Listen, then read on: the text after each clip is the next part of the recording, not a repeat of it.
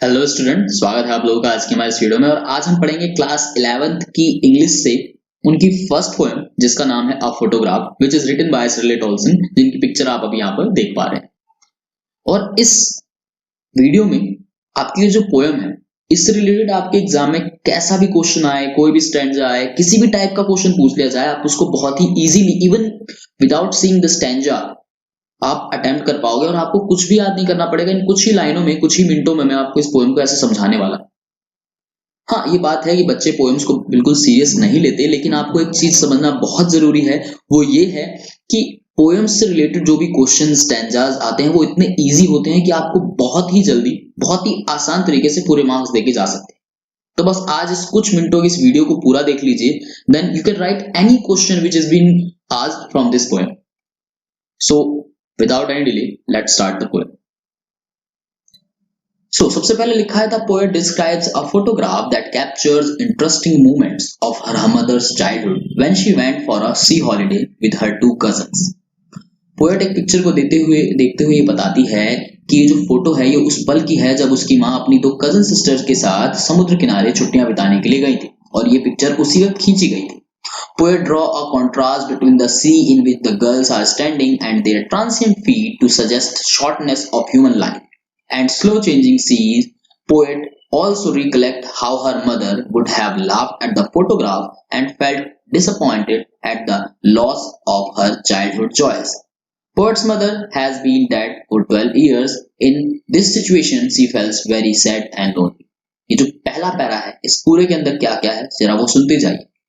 यहाँ पे हम ये तो समझ चुके हैं कि कवित्री जो है, जो पोएट है, वो एक फोटोग्राफ को देखते हुए बताती है कि ये फोटो जब ली गई थी जब उसकी माँ अपनी दो कजन्स के साथ छुट्टियां बिताने के लिए समुद्र किनारे बीच पर गई थी।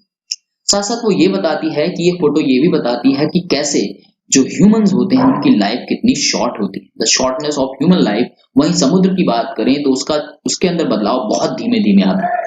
साथ साथ इस फोटोग्राफ को देखते हुए ये भी याद करती है कि जब उसकी माँ इस फोटोग्राफ को देखा करती थी तो बहुत जोरों से हंसती थी, और उसके बाद ये सोचकर निराश हो जाती थी कि कैसे उसने अपने बचपन के उस आनंद को अब खो दिया है।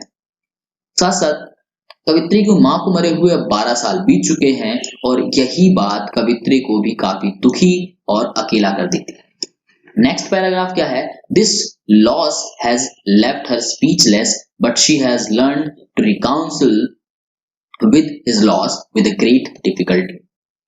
उसकी माँ को खोने का दुख उसे स्पीचलेस, निशब्द कर देता है, लेकिन उसके बावजूद इस मुश्किलों के साथ, इस बड़े नुकसान के बाद भी उसने जीना सीख लिया है।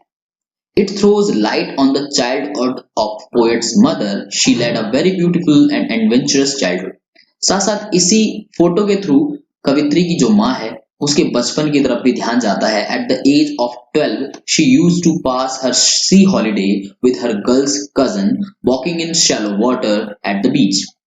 कि कैसे 12 साल की उम्र में ही उसकी माँ अपनी कजन सहेलियों के साथ यानी सिस्टर के साथ समुद्र के किनारे घूमने गई हैं। She wore a very attractive and colorful dress, जहां पर उसकी माँ ने बहुत ही अट्रैक्टिव, आकर्षक और रंग बिरंगे कपड़े पहने हुए हैं, befitting the place and occasion, जो उस जगह और उस अवसर के हिसाब से बहुत सही है।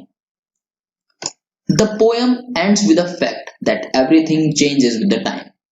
जो कविता है वो एक इस तथ्य के साथ खत्म होती है जो ये बताती है कि हर चीज समय के साथ बदल जाती है। Some changes are taken as a loss and make us unhappy.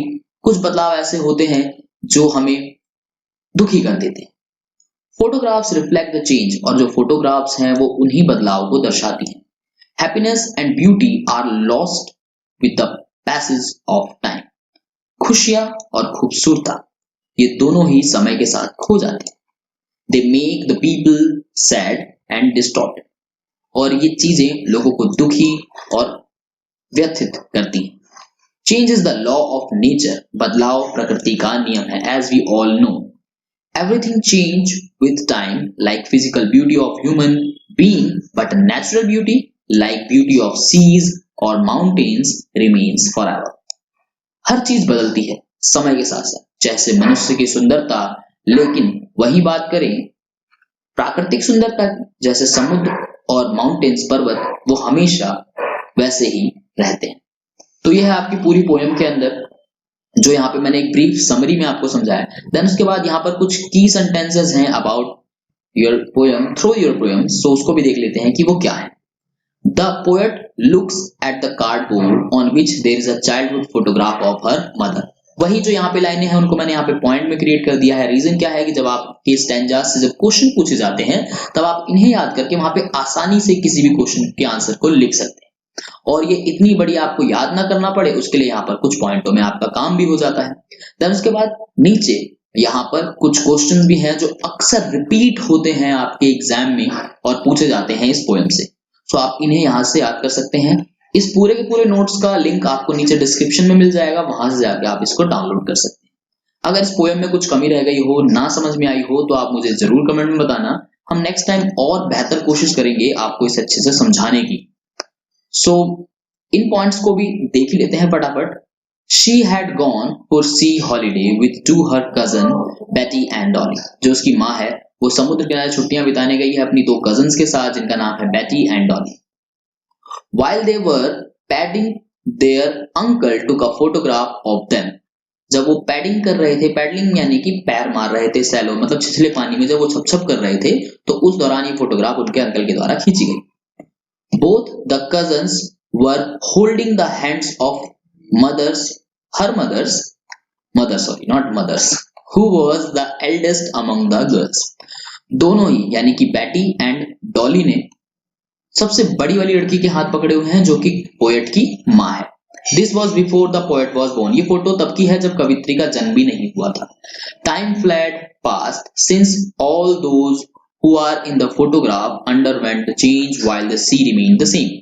समय बदला और वो तीनों जो इस पिक्चर्स में नजर आ रही हैं वो बदल गई हैं, लेकिन समुद्र अभी भी वैसा ही है। Her mother would look at the photograph after about 20 or 30 years and laugh nostalgically। उसकी माँ उस फोटोग्राफ को देखती है 20-30 साल बाद भी और उसके ऊपर हंसती है अपनी photo. Now for the poet's mother's laughter and her sea holiday is thing of a past। अब कवित्री के लिए उसकी माँ की हंसी और वो समुद्र के किनारे बिताई गई छुट्टियां दोनों ही अतीत बन चुकी हैं। Her mother died about 12 years ago। उसकी माँ की मृत्यु 12 साल पहले ही हो चुकी है। The silence of photograph silenced the poet। जो फोटोग्राफ के अंदर अब सन्नाटा नजर आता है वही सन्नाटा कवित्री के अंदर भी नजर आता है। She experienced great loss। उसने बहुत बड़ा दुख सहा है। So here is the three question which now we are going to read। Describe the three girls as they pose for the photograph। यहाँ पर आपको बताना है कि वो तीनों लड़कियां फोटोग्राफ के लिए किस प्रकार की पोज दे रही। सेकंड क्वेश्चन है Why would the poet's mother laugh at the snapshot। क्यों कवित्री की जो माँ है वो उस फोटो को देखकर हंसा करती थी। And what are the losses of poet's mother and the poet. और क्या है वो नुकसान जो कवित्री ने सहा है उसके हैं ये। सो इसी के साथ खत्म होती है आज की पोएम। वीडियो को एक लाइक और शेयर कर देना अपने क्लासमेट और दोस्तों के साथ, क्योंकि ज्ञान पार्टनर्स बढ़ता है। मैं मिलूंगा बहुत जल्द अगली वीडियो में, तब तक के लिए नमस्कार।